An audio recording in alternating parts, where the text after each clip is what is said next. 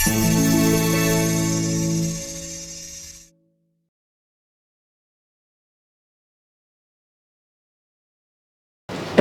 ಆತ್ಮೀಯ ಸ್ಪರ್ಧಾ ಮಿತ್ರರೇ, ಈಗ ಈ ಒಂದು ಅಧ್ಯಾಯದಲ್ಲಿ ಹೊಸ ಸಂಚಿಕೆಯಲ್ಲಿ ನಾವು ಮುಂದುವರಿದ ಭಾಗವಾಗಿ ಆಂಗ್ಲೋ ಮರಾಠ ಯುದ್ಧದ ಬಗ್ಗೆ ನಾವು ನೋಡೋಣ. ಭಾಳ ಇಂಪಾರ್ಟೆಂಟ್ ಈ ಯುದ್ಧಗಳ್ರಿ.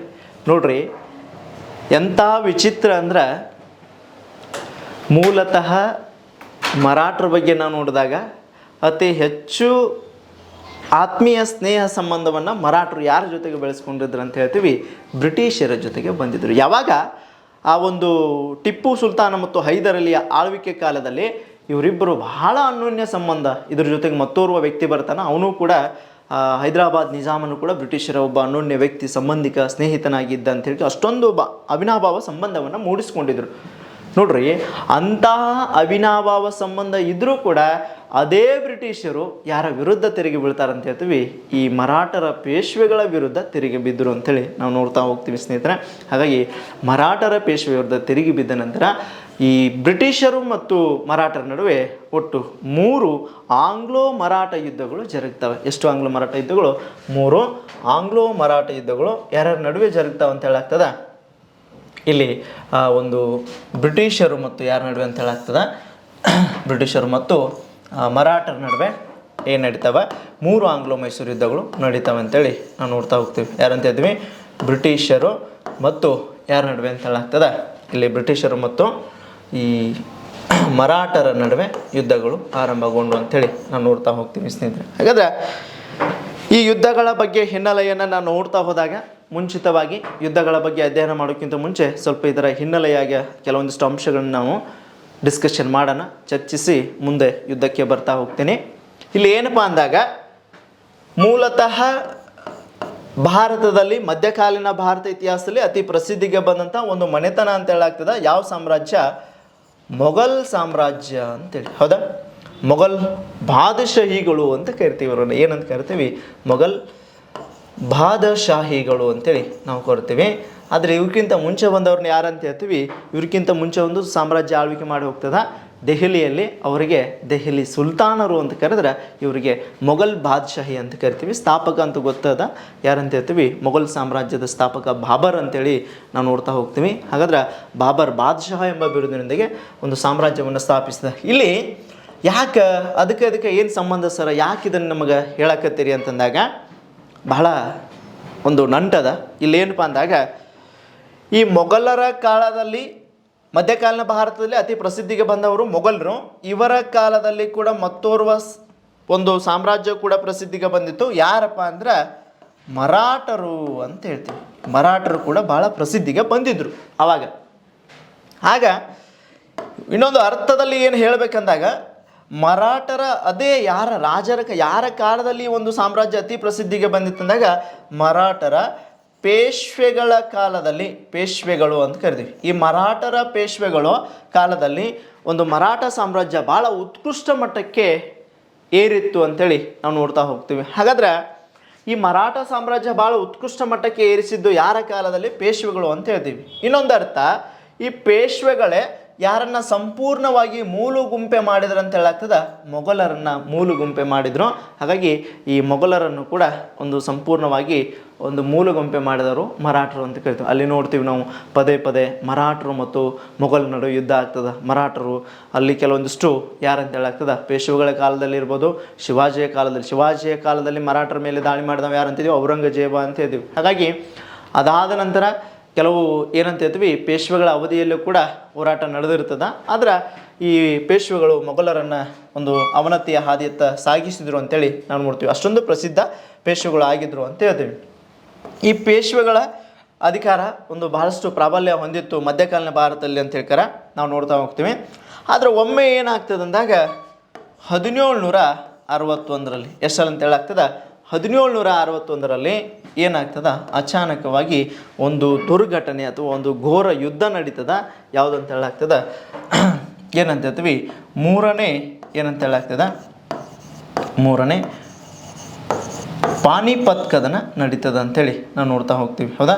ಮೂರನೇ ಒಂದು ಪಾನಿಪತ್ ಕದನ ನಡೀತದ. ಈ ಮೂರನೇ ಪಾನಿಪತ್ ಕದನದಲ್ಲಿ ಸಂಪೂರ್ಣವಾಗಿ ಏನಂತ ಹೇಳಾಗ್ತದ, ಇಲ್ಲಿ ಯಾರಂತ ಹೇಳ್ತೀವಿ, ಈ ಮೂರನೇ ಪಾನಿಪತ್ ಕದನದಲ್ಲಿ ಯಾರ್ಯಾರ ನಡುವೆ ನಡೀತದೆ ಅಂದಾಗ ಇದು ಪೇಶ್ವೆಗಳು ಮತ್ತು ಯಾರು ನಡೆಯುವಂತೆ ಒಬ್ಬ ಅಫ್ಘನ್ ದೊರೆ, ಅಫ್ಘನ್ ಅಂತ ಕರಿತೀವಿ. ಈ ಅಫ್ಘನ್ ದೊರೆಯಾದಂಥ ಯಾರಂತ ಹೇಳಾಗ್ತದ, ಅಫ್ಘನ್ ದೊರೆಯಾದಂಥ ಒಬ್ಬ ಯಾರಂತ ಹೇಳ್ತೀವಿ, ಅಹಮದ್ ಶಾ ಅಬ್ದಾಲಿ ಅಂತ ಕರಿತೀವಿ. ಯಾರಂತ ಹೇಳಾಗ್ತದ, ಅಹಮದ್ ಶಾ ಅಬ್ದಾಲಿ ಅಂತ ಕರಿತೀವಿ. ಈ ಅಹಮದ್ ಶಾ ಅಬ್ದಾಲಿ ಮತ್ತು ಪೇಶ್ವೆಗಳ ನಡುವೆ ಈ 1761ರಲ್ಲಿ ಮೂರನೇ ಪಾನಿಪತ್ ಕದನ ಜರುಗ್ತದ ಅಂತೇಳಿ ನಾವು ನೋಡ್ತೀವಿ. ಹೌದಾ, ನಮಗೆ ಗೊತ್ತದ ಮೊದಲನೇ ಪಾನಿಪತ್ ಯಾವಾಗ ನಡೀತು, 1526. ಎರಡನೇ ಪಾನಿಪತ್ ಕದನ ನಡೀತು ಯಾವಾಗ ನಡೀತು, 1556ರಲ್ಲಿ. ಮೊದಲೇದು ಯಾರ್ಯಾರ ನಡುವೆ ನಡೀತು, ಯಾರಂತ ಹೇಳ್ತೀವಿ, ಬಾಬರ್ ಮತ್ತು ಇಬ್ರಾಹಿಂ ಲೋಧಿಯ ನಡುವೆ ನಡೀತಾ. ಹೌದಾ. ಎರಡನೇದ್ದು 1556ರಲ್ಲಿ ಅಕ್ಬರ್ ಮತ್ತು ಹಿಂದೂ ದೊರೆಯಾದಂಥ ಹೇಮುವಿನ ನಡುವೆ ನಡೀತದೆ. ಹಾಗಾಗಿ ಅಕ್ಬರ್ನ ಒಬ್ಬ ಸಹಪಾಠಿ ಅಥವಾ ಅಕ್ಬರ್ನಿಗೆ ಸಹಾಯಕನಾಗಿ ಬಂದ ನಿಂತವನು ಬೈರಾಮ್ ಖಾನ್ ಆಗಿ ಕೂಡ ನಾವು ನೋಡ್ತಾ ಹೋಗ್ತೀವಿ. ಹಾಗಾಗಿ ಇಲ್ಲಿ ಮೂರನೇ ಪಾನಿಪತ್ ಕೂಡ ಪೇಶ್ವೆಗಳ ಮತ್ತು ಅಫ್ಘನ್ ಅರಸರ ನಡುವೆ ನಡೀತದೆ. ಪೇಶ್ವೆ ಮತ್ತು ಅಫ್ಘನ್ ಅರಸನಾದಂಥ ಅಹಮದ್ ಶಾ ಅಬ್ದಾಲಿಯ ನಡುವೆ ಭಾಳ ಇಂಪಾರ್ಟೆಂಟ್ ರೀ, ಸುಮಾರು ಬಾರಿ ಕೇಳ್ತಾನೆ, ಯಾವ ದೊರೆಯ ನಡುವೆ ನಡೀತು ಅಂತೇಳಿ. ಹಾಗಾದ್ರೆ ಯಾವ ಪೇಶ್ವೆ ಇದ್ದಂತಂದಾಗ ಬಾಲಾಜಿ ಬಾಜಿರಾವ್ ಅಂತೇಳಿ ಯಾರಂತ ಕರಿತೀವಿ, ಬಾಲಾಜಿ ಬಾಜಿರಾವ್ ಅಂತೇಳಿ ನಾವು ಕರಿತೀವಿ. ಈ ಬಾಲಾಜಿ ಬಾಜಿರಾವ್ ಮತ್ತು ಅಹಮದ್ ಶಾ ಅಬ್ದಾಲಿಯ ನಡುವೆ ಯುದ್ಧ ಆಗ್ತದೆ. ಹಾಗಾಗಿ ಬಾಲಾಜಿ ಬಾಜಿರಾವನ ಒಂದು ಸೈನ್ಯದ ನೇತೃತ್ವ ವಹಿಸ್ಕೊಂಡವರು, ಯಾರಂತ ಹೇಳಾಗ್ತದೆ ಇಲ್ಲಿ ಯಾರಂತ ಹೇಳ್ತೀವಿ, ಸದಾಶಿವರಾವ್ ಭಾವು ಅಂತ ಕರಿತೀವಿ. ಯಾರಂತ ಕರೀಲಾಗ್ತದ, ಸದಾಶಿವರಾವ್ ಭಾವು ಅಂತ ಕರಿತೀವಿ. ಸದಾಶಿವರಾವ್ ಭಾವು ಮತ್ತು ವಿಶ್ವಾಸ್ ರಾವ್ ಅಂತ ಕರಿತೀವಿ. ವಿಶ್ವಾಸ್ ರಾವ್ ಅಂತ ಕರಿತೀವಿ. ಇವರಿಬ್ಬರು ಒಂದು ಪೇಶ್ವೆಗಳ ಸೇನೆಯ ನೇತೃತ್ವ ವಹಿಸ್ಕೊಂಡದ್ದು. ಪ್ರಶ್ನೆ ಕೇಳಿದ ಒಮ್ಮೆ FD ಎಕ್ಸಾಮ್ದಲ್ಲಿ ಏನಪ್ಪ ಅಂದಾಗ, ಮೂರನೇ ಪಾನಿಪತ್ ಕದನ ಅಫ್ಘನ್ ದೊರೆ ಅಹಮದ್ ಶಾ ಅಬ್ದಾಲಿ ಮತ್ತು ಕೆಳಗಿನ ಪೇಶ್ವೆ ಯಾವ ವ್ಯಕ್ತಿಗಳ ಮಧ್ಯೆ ನಡೀತು ಅಂತ ಕೇಳಿದಾಗ ಅಲ್ಲಿ ಹೇಳ್ತೀವಿ, ಅಲ್ಲಿ ಪೇಶ್ವೆಗಳ ಯಾವ ವ್ಯಕ್ತಿ ಅಂತ ಕೇಳಿದ, ಬಾಲಾಜಿ ಬಾಜಿರಾವ್ ಪೇಶ್ವೆ ಆಗಿದ್ದ. ಅವನ ಒಂದು ಸೈನ್ಯಾಧಿಕಾರಿಯಾಗಿ ಸದಾಶಿವರಾವ್ ಭಾವು ಮತ್ತು ವಿಶ್ವಾಸರಾವ್ ಹೋರಾಟ ಮಾಡಿದರು ಅಂತ ಹೇಳ್ತೀವಿ. ಆದರೆ ಆಪ್ಷನದಲ್ಲಿ ಪೇಶ್ವೆಯನ್ನು ಕೊಟ್ಟಿರಲಿಲ್ಲ. ಹಾಗಾಗಿ ಪೇಶ್ವೆಯನ್ನು ಬಿಟ್ಟ ಆ ವ್ಯಕ್ತಿ, ಈ ಎರಡು ವ್ಯಕ್ತಿಗಳಲ್ಲಿ ಯಾರ ಹೆಸರು ಮೆನ್ಷನ್ ಮಾಡಿದ್ದಂದ್ರೆ ಸದಾಶಿವರಾವ್ ಭಾವುನ ಹೆಸರು ಮೆನ್ಷನ್ ಮಾಡಿದ್ದ. ಹಾಗಾಗಿ ಈತ ಇಲ್ಲ ಅಂತಂದ್ರೆ ಅಲ್ಲಿ ಯಾರಂತ ಹೇಳ್ತೀವಿ, ಯಾರ್ಯಾರು ಪ್ರಮುಖವಾಗಿ ಇದ್ದರು ಹೋರಾಟದಲ್ಲಿ ಅಂತ ಹೇಳ್ತೀವಿ. ಹಾಗಾಗಿ ಈ ಹೋರಾಟದಲ್ಲಿ ಸದಾಶಿವರಾವ್ ಭಾವು ಏನು ಮಾಡ್ತಾನೆ, ಈ ಅಫ್ಘನ್ನರ ಅಹಮದ್ ಶಾ ಅಬ್ದಾಲಿ ವಿರುದ್ಧ ಹೋರಾಡುವಾಗ ರಣರಂಗದಲ್ಲೇ ಈತ ಏನು ಮಾಡಿಬಿಡ್ತಾನೆ, ಸತ್ತೋಗ್ಬಿಡ್ತಾನೆ.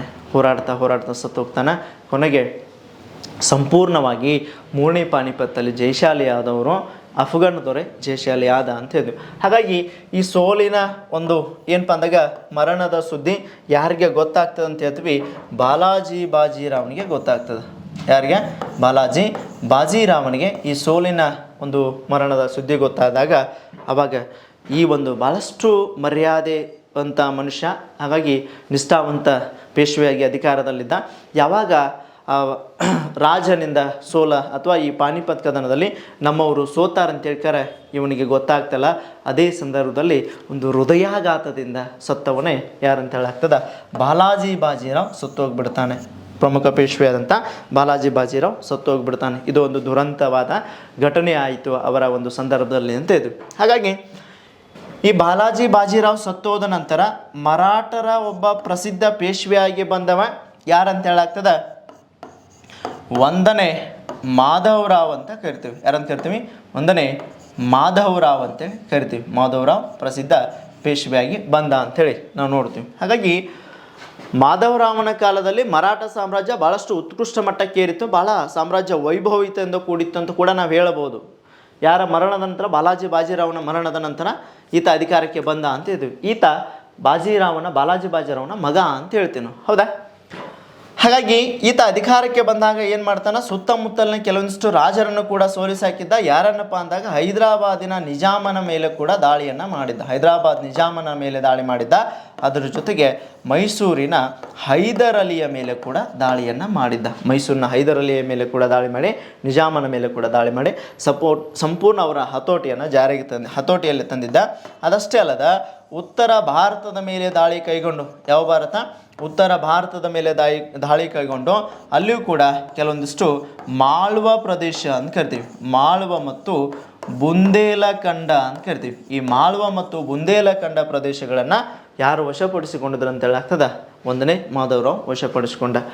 ಅದಾದ ಕೆಲವು ದಿನಗಳ ನಂತರ ಏನಾಗ್ತದಂದಾಗ ಇಲ್ಲಿ 1ನೇ ಮಾಧವರಾವ್ ಏನು ಮಾಡ್ತಾನೆ, ಆಡಳಿತ ನಡೆಸ್ತಿರ್ಬೇಕಾದ್ರಾಗ ಅಕಾಲಿಕವಾಗಿ ಮರಣ ಅಪ್ಪಿಬಿಡ್ತಾನೆ. ಹಾಗಾಗಿ ಅಕಾಲಿಕವಾಗಿ ಯಾವುದು ಏನೋ ಅಡೆತನೆಯಿಂದ ಹಾಗೆ ಸುಮ್ಮನೆ ಆಗಿ ಏನಾಗ್ತದೆ, ಪಾಪ ಏನೋ ಒಂದು ಗಂಡಾಂತರಿಗೆ ಸಿಲುಕಿ ಸತ್ತೋಗಿ ಬಿಡ್ತಾನೆ ಅಂಥೇಳಿ ಅಕಾಲಿಕ ಮರಣ ಅಪ್ಪಿದ ಅಂತ ಹೇಳ್ತೀವಿ. ಈ 1ನೇ ಮಾಧವರಾವ್ ಅಕಾಲಿಕ ಮರಣದ ನಂತರ ಏನಾಗ್ತದಂದಾಗ ಅಖಂಡ ಮರಾಠ ಸಾಮ್ರಾಜ್ಯಗಳು ಇರ್ತಾವ. ಆ ಮರಾಠ ಸಾಮ್ರಾಜ್ಯ ಸಂಪೂರ್ಣ ಎಲ್ಲ ಬೇರೆ ಬೇರೆ ಪ್ರದೇಶದಲ್ಲಿ ಆಳ್ವಿಕೆ ಮಾಡುವಂಥ ಮರಾಠ ಸಾಮ್ರಾಜ್ಯ ಸಂಪೂರ್ಣ ಒಡೆದು ಸ್ವತಂತ್ರಗೊಂಡು ಆಳ್ವಿಕೆ ಮಾಡೋಕ್ಕೆ ಶುರು ಮಾಡಿದರು. ಹೌದಾ? ಕೆಲವೊಂದಿಷ್ಟು ಮರಾಠ ಸಾಮ್ರಾಜ್ಯಗಳು, ಅಖಂಡ ಮರಾಠ ಒಂದು ಸಾಮ್ರಾಜ್ಯ ಒಡೆದು ಸಣ್ಣ ಪುಟ್ಟ ರಾಜಮನೆತನಗಳಾಗಿ ಬೇರ್ಪಟ್ಟು ಆಡಳಿತ ನಡೆಸೋಕ್ಕೆ ಮುಂದೆ ಮಾಡಿದರು. ಹಾಗಾದ್ರೆ ಆ ಸಣ್ಣ ಪುಟ್ಟ ಮರಾಠ ಸಾಮ್ರಾಜ್ಯದ ರಾಜಮನೆತನಗಳು ಯಾವಂತ ನಾವು ನೋಡಿದಾಗ ಇಲ್ಲಿ ಬರಿತೀನಿ ನೋಡ್ರಿ, ಕೆಲವೊಂದಿಷ್ಟು ನಾವು ನೋಡ್ತಾ ಹೋಗೋಣ. ಇಲ್ಲಿ ಯಾವುದಂತ ಹೇಳಾಗ್ತದ, ನಾಗಪುರ, ಆಮೇಲೆ ಏನಂತ ಹೇಳಾಗ್ತದ, ನಾಗ್ಪುರ, ಇಂದೋರ್,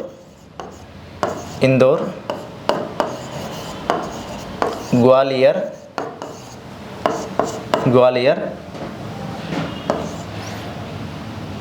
ಬರೋಡಾ ಮತ್ತು ಪುಣೆ ಅಂತ ಕರಿತೀವಿ. ಯಾವುದನ್ನು ಕರಿತೀವಿ? ಪುಣೆ ಅಂತ ಕರಿತೀವಿ. ಇಲ್ಲಿ ಏನು ಮಾಡಿದ್ದಂದ್ರೆ, ಇದೆಲ್ಲ ಹೇಳೋಕ್ಕಿಂತ ಮುಂಚೆ ಇದನ್ನು ಕೊಟ್ಟು ಬಿಟ್ಟಿದ್ದ. ಇಲ್ಲಿ ಕೆಲವೊಂದಿಷ್ಟು ರಾಜ ಕೊಟ್ಟರು, ಅವರನ್ನು ಮ್ಯಾಚ್ ದ ಫಾಲೋವಿಂಗ್ ಮಾಡೋಕ್ಕೆ ಹೇಳಿದ್ದ ಅಂತ ಹೇಳ್ತೀವಿ. ಹೌದಾ? ಇವೆಲ್ಲ ನಿಮ್ಗೆ ಗೊತ್ತಿರಬೇಕು ಅನ್ನಿಸ್ತದ. ಹಾಗಾಗಿ ಆ ರಾಜ ಮನೆತನಗಳು ಕೊಟ್ಟ ಆ ರಾಜ ಮನೆತನದಲ್ಲಿ ಯಾವ ಒಬ್ಬ ಮರಾಠರ ಪೇಶ್ವೆ ಆಳ್ವಿಕೆ ಮಾಡ್ತಾ ಇದ್ದಂತ ಹೋದಾಗ ಇಲ್ಲಿ ನಾಗ್ಪುರದ ಯಾರು ಆಳ್ವಿಕೆ ಮಾಡ್ತಾಯಿದ್ರು? ಭೋಸ್ಲೆ ಅನ್ನೋ ಪೇಶ್ವೆ ಆಳ್ವಿಕೆ ಮಾಡಿದ. ನಾಗ್ಪುರದ ಭೋಸ್ಲೆ. ಇಂದೋರಿನ ಹೋಳ್ಕರ್ ಅಂತ ಕರಿತೀವಿ, ಇಂದೋರಿನ ಹೋಳ್ಕರ್ ಆಳ್ವಿಕೆ ಮಾಡ್ತಾ ಇದ್ದ. ಗ್ವಾಲಿಯರ್ನಲ್ಲಿ ಯಾರು ಆಳ್ವಿಕೆ ಮಾಡ್ತಾ ಇದ್ದಾರೆ ಅಂದ್ರೆ ಸಿಂಧ್ಯ ಆಳ್ವಿಕೆ ಮಾಡ್ತಿದ್ದ.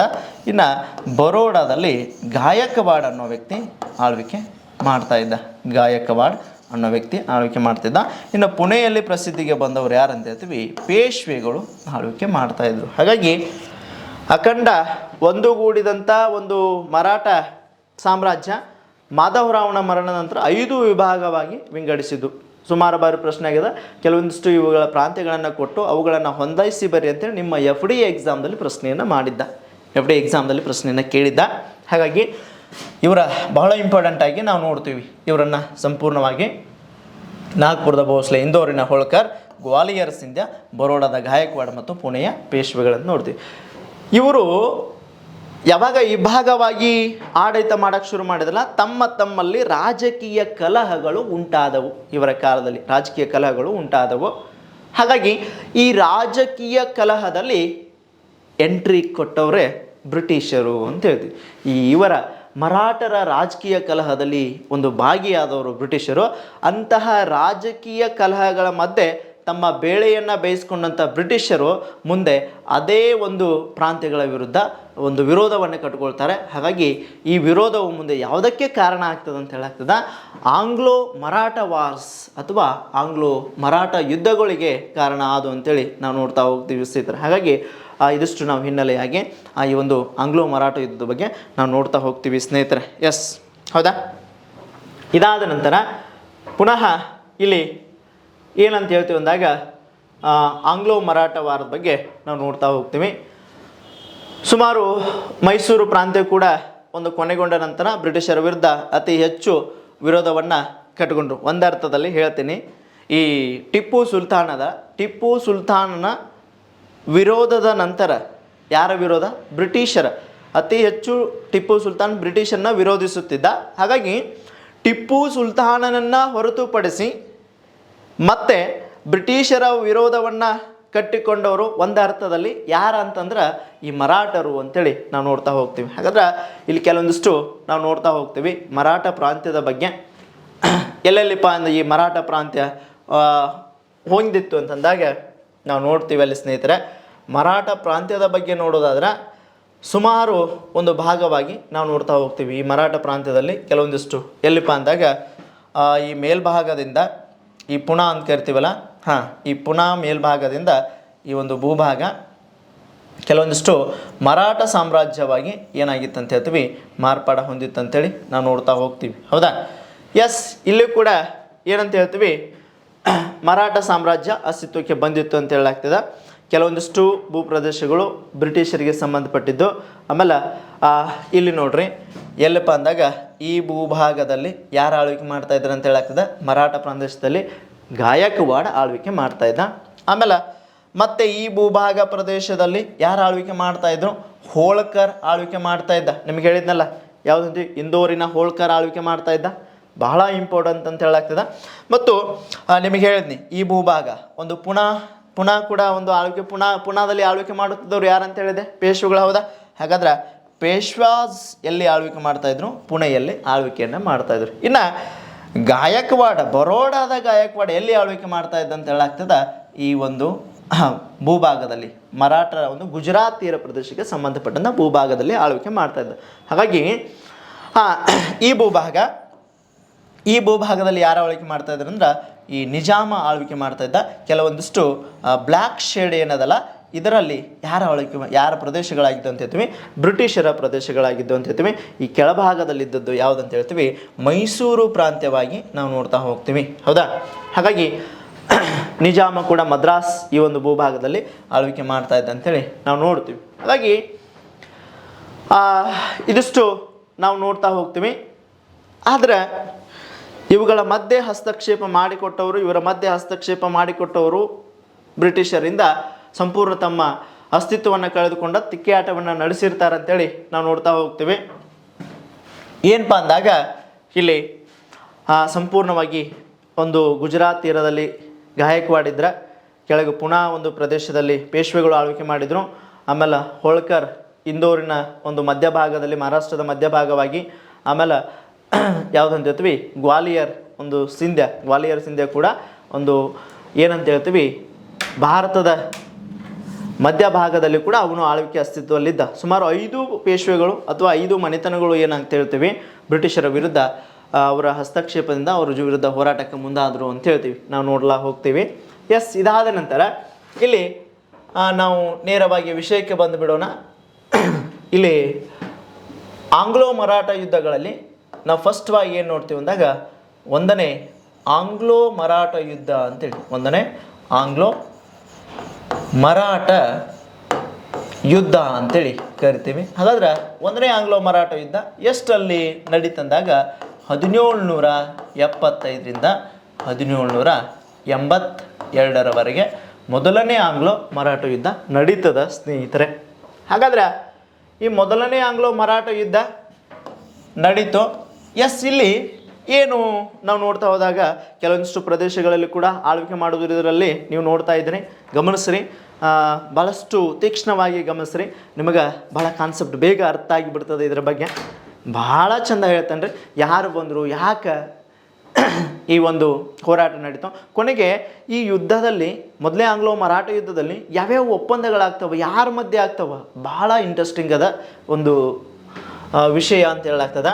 ಏನಪ್ಪ ಅಂದಾಗ ಮೊದಲೇ ಬಾರಿಗೆ ನಾ ಹೇಳ್ದಂಗೆ ಇಲ್ಲಿ ಯಾವಾಗ ಅಂತ ಹೇಳಾಗ್ತದೆ, ಈ ಮೊದಲೇ ಆಂಗ್ಲೋ ಮರಾಠ ಯುದ್ಧದ ಬಗ್ಗೆ ನಾವು ನೋಡೋದಾದ್ರೆ ಅಲ್ಲಿ ಬಾಲಾಜಿ ಬಾಜಿರಾವ್ ನಂತರ ಪ್ರಸಿದ್ಧಿಗೆ ಬಂದಂಥ ಒಬ್ಬ ರಾಜ ಅಥವಾ ಪೇಶ್ವೆ ಯಾರು ಅಂತ ಹೇಳಾಗ್ತದ, ಒಂದನೇ ಮಾಧವರಾವ್ ಅಂತ ಹೇಳಿದ್ದೆ ನಾವು. ಹೌದಾ? ಮಾಧವರಾವ್ ಆಳ್ವಿಕೆಗೆ ಬಂದಿದ್ದ. ಈತ ಮಾಧವರಾವ್ ಆಳ್ವಿಕೆ ಬಂದ ನಂತರ ಒಮ್ಮೆ ಏನಾಗ್ತದೆ, 1772ರಲ್ಲಿ, ಎಷ್ಟರಲ್ಲಿ 1772ರಲ್ಲಿ ಏನಾಗ್ತದೆ, ಯಾರು ಸತ್ತೋದ್ರು ಅಂತ ಹೇಳ್ತೀವಿ, ಈ ಒಂದನೇ ಮಾಧವರಾವ್ ಏನಾಗ್ತಾನೆ ಅಂತ ಹೇಳ್ತೀವಿ ಮರಣವನ್ನು ಹೊಂದಿದ. ಮಾಧವರಾವ್ ಮರಣವನ್ನು ಹೊಂದಿದ.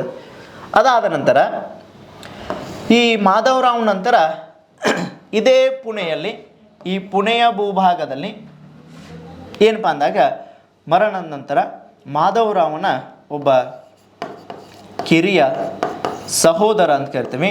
ಮಾಧವರಾವನ ಕಿರಿಯ ಸಹೋದರ ಯಾರನ್ನು ಅಧಿಕಾರಕ್ಕೆ ತರಲಾಗ್ತದೆ ಪೇಶ್ವೆಯಾಗಿ ಅಂತಂದಾಗ ನಾರಾಯಣ್ ರಾವ್ ಅಂತ ಕರಿತೀವಿ. ನಾರಾಯಣ್ ರಾವ್ನನ್ನು ಅಧಿಕಾರಕ್ಕೆ ತರಲಾಯಿತು. ಯಾರ ನಂತರ? ಮಾಧವರಾವ್ ನಂತರ ಅವನ ಸಹೋದರನಾದಂಥ ನಾರಾಯಣ್ ರಾವ್ನನ್ನು ಅಧಿಕಾರಕ್ಕೆ ತಂದರು. ಆದ್ರೆ ಇಲ್ಲಿ ಏನಾಗ್ತದೆ ಅಂದಾಗ ಅಧಿಕಾರಕ್ಕೆ ಬಂದ ನಂತರ ಇಲ್ಲಿಯೂ ಕೂಡ ಅಧಿಕಾರ ಸಲುವಾಗಿ ತಮ್ಮಲ್ಲೇ ತಿಕ್ಕಾಟ ನಡೆದಿರ್ತದೆ. ಹಾಗಾಗಿ ಅಧಿಕಾರದ ಆಸೆಯಿಂದ ಏನಾಗ್ತದೆ, ಒಬ್ಬ ವ್ಯಕ್ತಿ ಅಂತ ಹೇಳಾಗ್ತದೆ. ಯಾರಂತ ಹೇಳ್ತೀವಿ ಅಂದಾಗ ರಘುನಾಥ ರಾಯ್ ಅಂತ ಕರಿತೀವಿ. ಯಾರಂತ ಕರಿತೀವಿ? ರಘುನಾಥ ರಾಯ್ ಅಂತೇಳಿ ಕರಿತೀವಿ. ಈ ರಘುನಾಥ ರಾಯ್ ಮಾಧವರಾವ್ ಮತ್ತು ನಾರಾಯಣ ರಾವನ ಒಬ್ಬ ಏನಪ್ಪ ಅಂತಂದಾಗ ಚಿಕ್ಕಪ್ಪ ಅಂತ ಕರಿತೀವಿ. ರಘುನಾಥರಾವ್ ಮಾಧವರಾವನ ಒಬ್ಬ ಚಿಕ್ಕಪ್ಪ ಅಂಥೇಳಿ ನಾವು ಕೂಡ ನೋಡ್ತಾ ಹೋಗ್ತೀವಿ. ಅವರ ರಿಲೇಟಿವೇ. ಅಧಿಕಾರದ ದಾಹದಿಂದ ಈ ರಘುನಾಥರಾವ್ ಏನು ಮಾಡಿಬಿಡ್ತಾನೆ ಅಂದಾಗ ಅಧಿಕಾರದ ದಾಹದಿಂದ ರಘುನಾಥರಾವ್ ಯಾರನ್ನು ಕೊಲೆ ಮಾಡಿಬಿಡ್ತಾನಂತ ಹೇಳಾಗ್ತದೆ, ಈ ನಾರಾಯಣ ರಾವನನ್ನು ಕೊಲೆ ಮಾಡಿಬಿಟ್ಟ. ಯಾರ್ರೀ? ಅಧಿಕಾರದ ಸಲುವಾಗಿ ರಘುನಾಥರಾವ್ ನಾರಾಯಣ ರಾವನನ್ನು ಕೊಲೆ ಮಾಡಿಬಿಟ್ಟ. ಯಾವಾಗಪ್ಪ ಅಂದಾಗ 1700 ಎಷ್ಟಲ್ಲಿ ಅಂತ ಹೇಳ್ತೀವಿ, 1773 ಅಂತ ಹೇಳ್ತೀವಿ. ಈ 73ರಲ್ಲಿ ಕೊಲೆ ಮಾಡಿಬಿಡ್ತಾನೆ. 1773ರಲ್ಲಿ ಯಾರನ್ನು ಕೊಲೆ ಮಾಡಿದಂತ ಹೇಳಾಗ್ತದೆ? ನಾರಾಯಣ ರಾವನನ್ನು ಕೊಲೆ ಮಾಡಿದ. 1773ರಲ್ಲಿ ಕೊಲೆಯನ್ನು ಮಾಡಿದ ನೋಡ್ರಿ. ಹಾಗಾಗಿ ತಾವೇ ಸಂಬಂಧಿಕರು ಅಧಿಕಾರಕ್ಕಾಗಿ ಹೊಡೆದಾಡೋಕ್ಕೆ ಶುರು ಮಾಡಿದರು ಅಂತ ಹೇಳ್ತೀವಿ. ಪಾಪ ಅದರಲ್ಲಿ ಕೂಡ ನಾರಾಯಣರಾವ್ ಸತ್ತೋಗಿಬಿಡ್ತಾನೆ.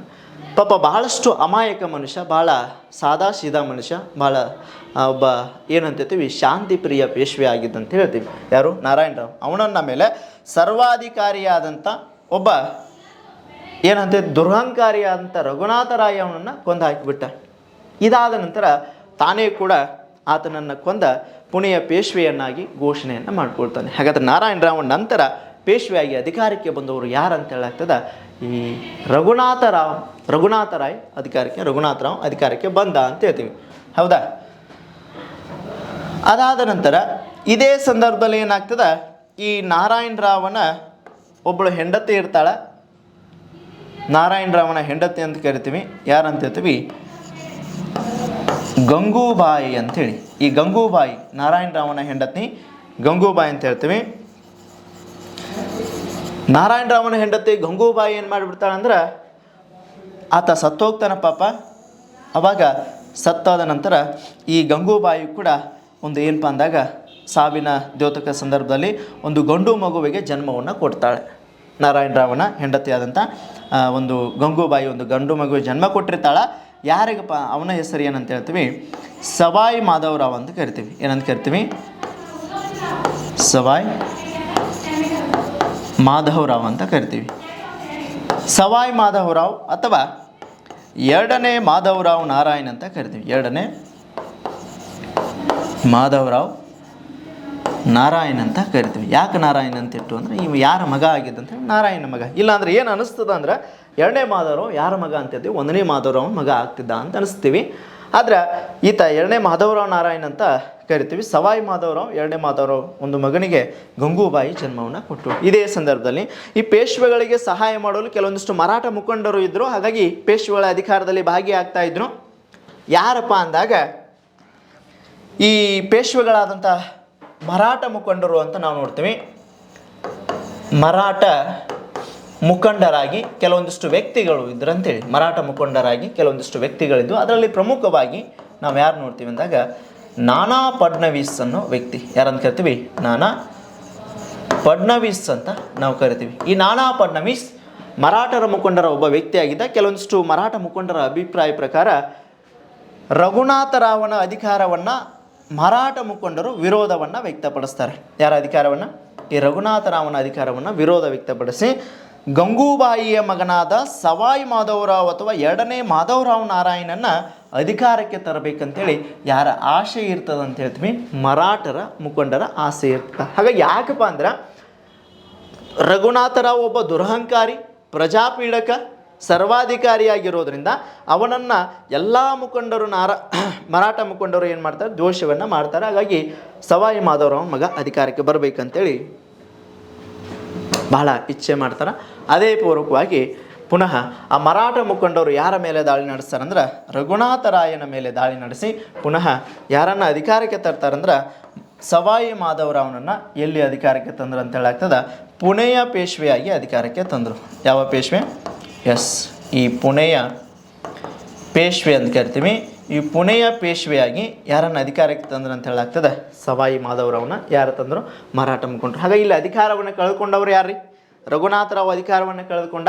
ಆವಾಗ ಅಧಿಕಾರದ ದಾಹದಿಂದ ಹೆಂಗಾದರೂ ಮಾಡಿ ನಾನು ಮರಾಠರ ಪುಣೆಯ ಪೇಶ್ವೆ ಆಗಬೇಕಂತ ತಿಳ್ಕೊಂಡ ಪುನಃ ಏನು ಮಾಡ್ತಾನಂದಾಗ ಇಲ್ಲಿ ಯಾರಂತೀವಿ, ರಘುನಾಥರಾವ್ ಏನು ಮಾಡ್ತಾನೆ, ಯಾರ ಸಹಾಯಕ್ಕೆ ಹೋಗ್ತಾನೆ?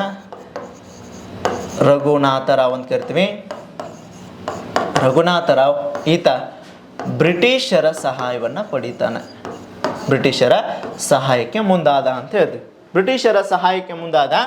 ಹಾಗಾಗಿ ಆ ಬ್ರಿಟಿಷರು ಹೇಳ್ತಾರೆ, ರಘುನಾಥರಾವ್ ನೋಡಪ್ಪ, ರಘುನಾಥರಾಯ್ ಅಥವಾ ರಘುನಾಥರಾವ್ ಅಂತ ಕೂಡ ಕರಿತೀವಿ, ನಿನಗೆ ನಾವು ಸಹಾಯ ಮಾಡ್ತೀವಿ ಪೇಶ್ವೆ ಆಗೋಕ್ಕೆ, ಬಟ್ ನಮಗೇನು ಬೆನಿಫಿಟ್ ಇದೆ, ನಮಗೇನು ನಿನ್ನಿಂದ ಉಪಯೋಗ ಬರ್ತದೆ ಅಂದಾಗ ಅವಾಗ ನನ್ನ ನೀವು ಪೇಶ್ವೆಯನ್ನಾಗಿ ಮಾಡಿದ್ರೆ ನಾನು ನಿಮಗೆ ಒಂದು ಒಪ್ಪಿಗೆ ಪತ್ರವನ್ನು ನೀಡ್ತೀನಿ, ಅಥವಾ ಒಂದು ಒಪ್ಪಿಗೆ ಅಗ್ರಿಮೆಂಟ್ ಪ್ರಕಾರ ನಿಮಗೇನು ಕೊಡಬೇಕಲ್ಲ ಅದನ್ನು ನೀವು ಬೇಡಿಕೆ ಇಟ್ಟಿದ್ದನ್ನು ನಾನು ಸಂಪೂರ್ಣವಾಗಿ ಈಡೇರಿಸ್ತೀನಿ ಅಂತಂದಾಗ ಅದೇ ಬ್ರಿಟಿಷರು ಮತ್ತು ಈ ಯಾರಂತ ಹೇಳಾಗ್ತದೆ ರಘುನಾಥರಾಯನ ನಡುವೆ ಒಂದು ಒಪ್ಪಂದ ಆಗ್ತದೆ 1775ರಲ್ಲಿ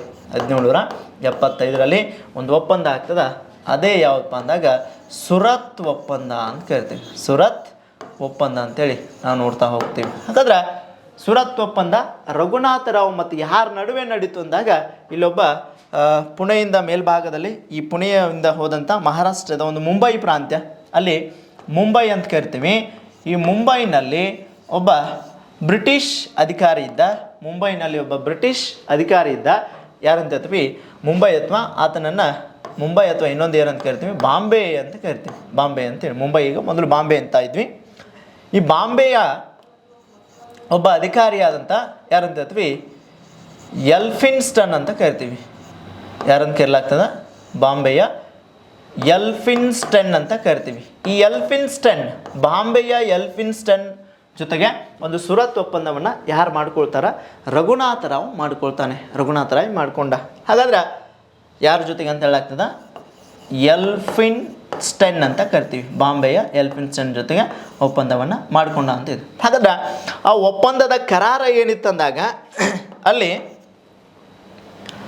ಯಾರನ್ನು ಪೇಶ್ವೆಯನ್ನಾಗಿ ಮಾಡುವುದಂದ್ರೆ ರಘುನಾಥ ರಾಯ್ ಅಂತ ಕರಿತೀವಿ. ಈ ರಘುನಾಥರಾಯನನ್ನು ಎಲ್ಲಿಯ ಪೇಶ್ವೆಯನ್ನಾಗಿ ಮಾಡೋದು?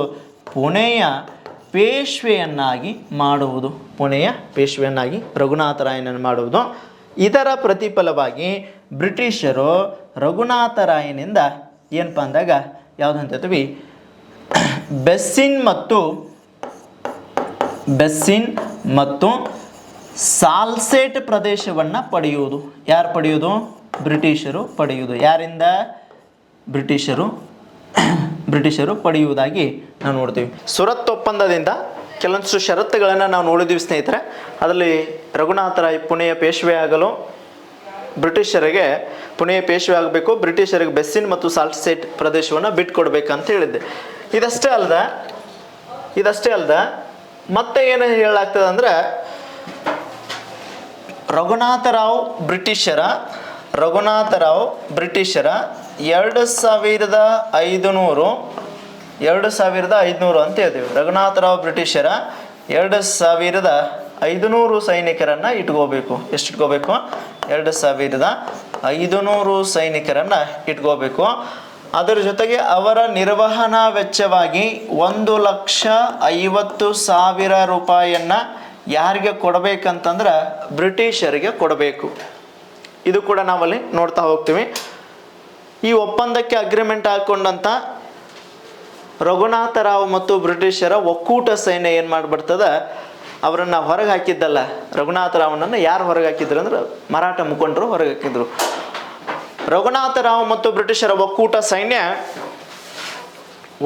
ಸೈನ್ಯ ಏನು ಮಾಡಿಬಿಡ್ತದ ಅಂದಾಗ ಪುನಃ ಮರಾಠ ಮುಖಂಡರ ಮೇಲೆ ದಾಳಿಗೆ ಬರ್ತದೆ. ಯಾವ ಒಪ್ಪಂದದ ನಂತರ? ಸುರತ್ ಒಪ್ಪಂದದ ನಂತರ ರಘುನಾಥರಾವ್ ಮತ್ತು ಬ್ರಿಟಿಷರ ಸೈನ್ಯ, ರಘುನಾಥ ಅಂತ ಕರಿತೀವಿ, ಈ ರಘುನಾಥರಾಯ್ ಮತ್ತು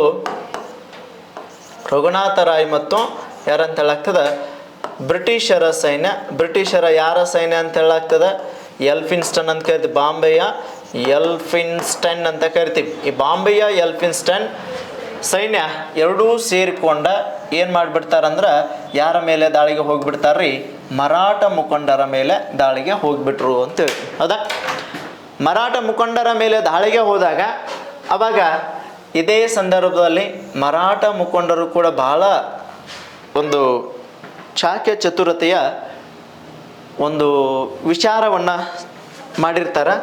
ಏನಪ್ಪ ಅಂದಾಗ ದಾಳಿ ನಡೀತಿರುವ ಸಂದರ್ಭದಲ್ಲಿ ಅಲ್ಲಿಯ ಪುಣೆಯ ಪೇಶ್ವೆ ಆದಂಥ ಸವಾಯಿ ಮಾಧವರಾವ್ ಅಂತ ಕರಿತೀವಿ. ಸವಾಯಿ ಮಾಧವರಾವ್ ಮತ್ತು ನಾನಾ